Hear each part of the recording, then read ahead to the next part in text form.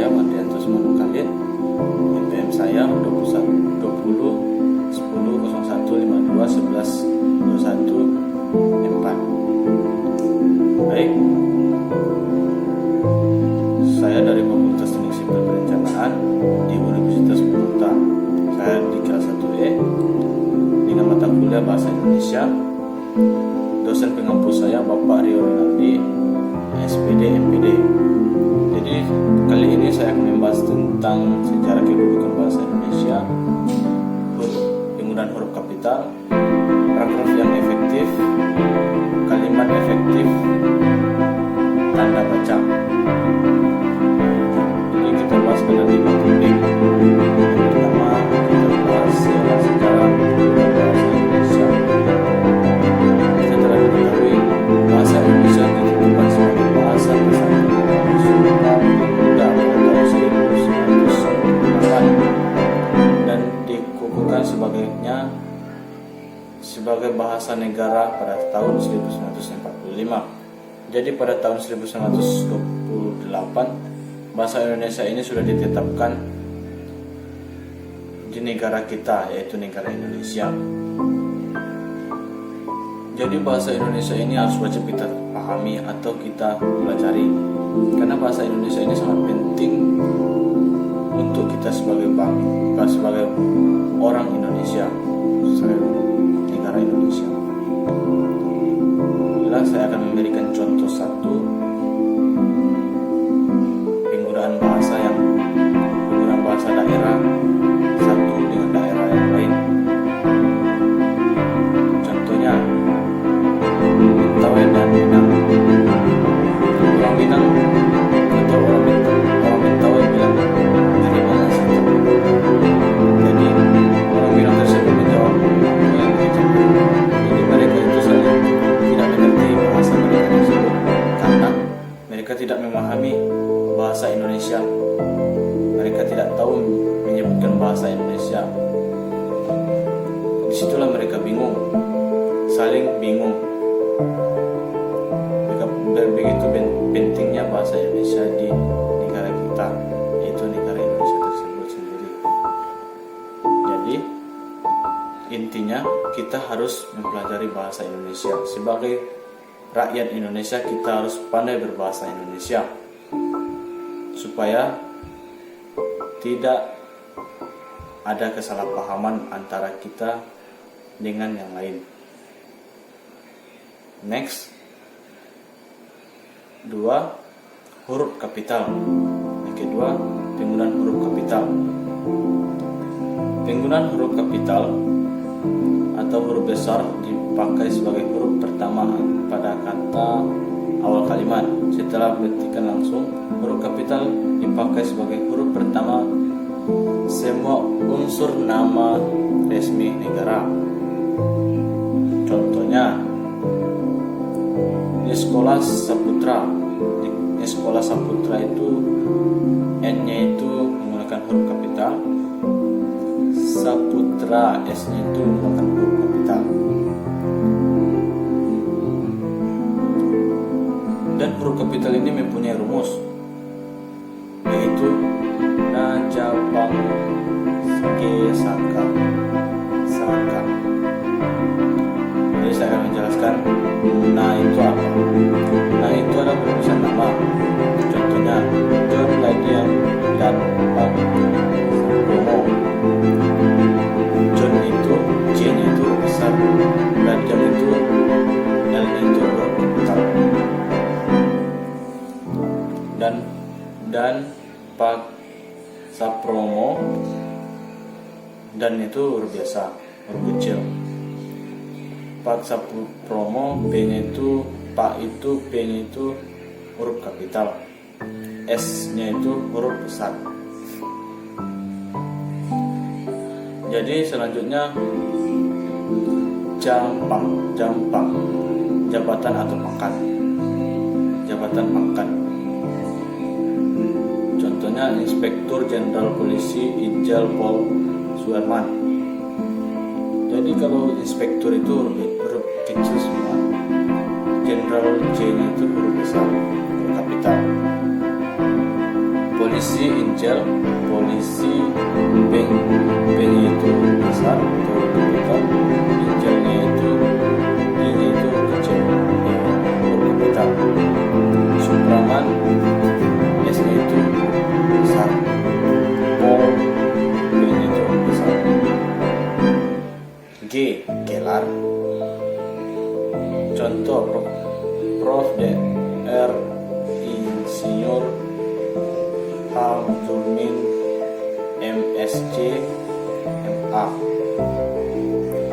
Prof-nya itu P-nya itu besar, sedangkan nama orang ini Jurmin ini C-nya itu huruf besar atau huruf kapital. Saka, sapaan dalam kalimat langsung. Contohnya, silakan duduk Pak, kata yang kepada lelaki itu. Jadi silakan duduk Pak ini, silakan S ini menggunakan huruf kapital, duduk ini, silakan duduk ini menggunakan huruf biasa. Pang atau pengguna yang P ini menggunakan huruf kapital. Jadi kita telah mengetahui penggunaan huruf kapital. Selanjutnya yang nomor 3, paragraf yang efektif. Paragraf efektif adalah sekelompok kalimat atau sebuah kalimat tunggal yang membentuk satu kesatuan. Jadi sebuah paragraf tersebut memiliki 3 bagian, yaitu pertama kalimat utama atau kalimat topik, bagian yang kedua kalimat pendukung, dan kalimat terakhir ialah kalimat kesimpulan. Isi semua paragraf itu di terakhir dengan kalimat kesimpulan. Jadi kita telah mengetahui apa itu paragraf yang efektif. Kita telah mengetahui 3 bagian penggunaan kalimat efektif, yaitu yang pertama penggunaan kalimat utama, yang kedua bagian kalimat pendukung, yang ketiga kalimat kesimpulan. Jadi next, yang keempat, saya akan membahas kalimat efektif. Kalimat efektif adalah kalimat yang tersusun sesuai dengan kaidah penulis yang berlaku dan memperhatikan penempatan tanda baca serta memiliki kata yang tidak memiliki sudut racau atau terbelit-belit.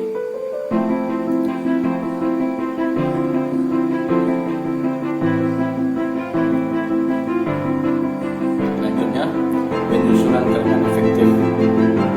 Penyusunan kalimat efektif memiliki 6 syarat. Yang pertama, syaratnya kesatuan.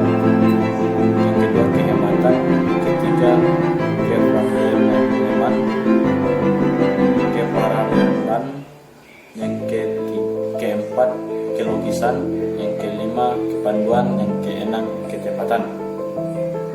Agar kalimat tersebut dapat tergolong sebagai kalimat efektif, kita telah mengetahui penyusunan kalimat efektif. Selanjutnya, kalimat contoh kalimat efektif. Yang efektif, kalimat contoh yang kalimat yang efektif. Diana anak tercantik di keluarganya, kalimat efektif. Kalimat yang tidak efektif, Diana anak paling tercantik di keluarganya. Karena di sini penggunaan kata paling itu tidak efektif. Semut adalah serangga berkaki 6, kalimat efektif. Semut adalah merupakan serangga berkaki 6. Merupakan ini, kata merupakan ini situlah tidak kalimat efektifnya. Selanjutnya, ciri-ciri kalimat efektif. Kalimat efektif sebagai kalimat efektif, ciri-ciri itu kalimatnya terdiri menggunakan diksi atau memiliki kalimat yang tepat, memiliki unsur utama kalimat atau subjek predikat menggunakan kaidah penulis yang dengan kesempurnaan memiliki penekanan gagasan pokok kalimat.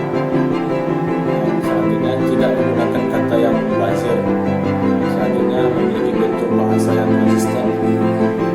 Yang selanjutnya menggunakan variasi dalam struktur kalimat. Selanjutnya memiliki kesempatan antara struktur bahasa dengan gagasan penulisan yang logis dan sistematis.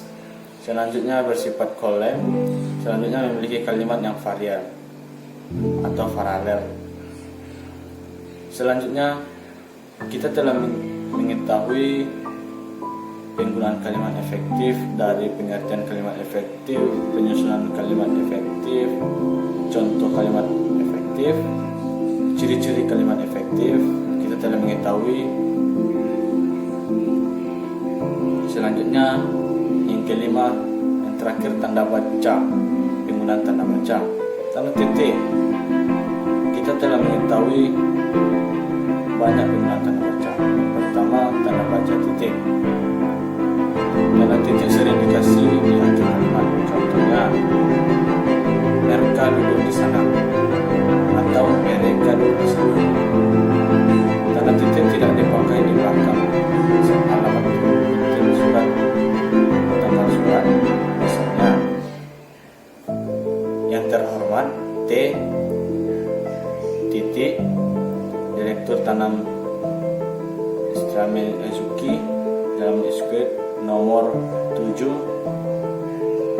Nomornya itu titik baru 7. Selanjutnya penggunaan tanda koma. Tanda koma dipakai di antara unsur-unsur pada perincian atau pembilangan. Misalnya, telepon seluler, komputer, dan internet. Titik. Misalnya, telepon seluler, komputer, internet, titik. Langsung titik. Jadi selanjutnya tanda titik koma dipakai. Tanda titik menggunakan bisa sebagai bagian perincian dalam kalimat yang sudah digunakan tanda koma. Misalnya, contohnya, ibu membeli buku pensil dan tinta, baju, celana, kaos kaki, pisang, apel, dan jeruk menggunakan tanda koma. Adegan rapat ini meliputi pemilihan ketua, sekretaris, dan bendahara, anggota, titik. Selanjutnya tanda titik 2. Tanda titik 2 diaplikasikan sebagai ungkapan atau pemilihan. Misalnya ketua, titik koma, ini. Yang ketiga sekretaris, Siti Nurbayar. Bendahara, titik 2, Arif. Selanjutnya contoh selanjutnya narasumber, titik 2, Rizki, pemandu, Abdul, pencatat, Arun. Selanjutnya tanda titik 2 dipakai dalam drama. Tanda titik 2 ini sering dipakai dalam drama, suatu teks drama. Contohnya, ibu, titik 2, bawa komputer itu di sini nak. Yang selanjutnya, Amir, titik 2, baik bu. Selanjutnya, ibu, titik 2, dan jangan lupa letakkan baik-baik ya nak. Yang keempat, tanda hubung. Tanda hubung dipakai menunjukkan unsur kata ulang. Misalnya, anak-anak, strip atau tanda hubung anak. Berulang-ulang, strip atau kata hubung ulang. Itu contoh tanda hubung. Selanjutnya tanda bisa. Tanda bisa dipakai di antara dua bilangan atau tempat yang berarti sampai dengan atau sampai ke.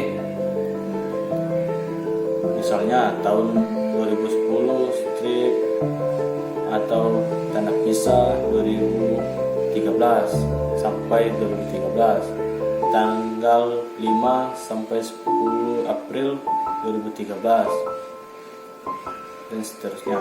Tanda tanya sering digunakan di akhir kalimat pertanyaan.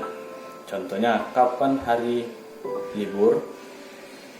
Siapa pencipta lagu Indonesia Raya? Tanda tanya. Kapan hari libur? Tanda tanya. Siapa pencipta lagu Indonesia Raya? Tanda tanya. Jadi sekian pembahasan dari 5 topik tersebut. Jika ada kesalahan, saya minta maaf. Saya mengucapkan terima kasih.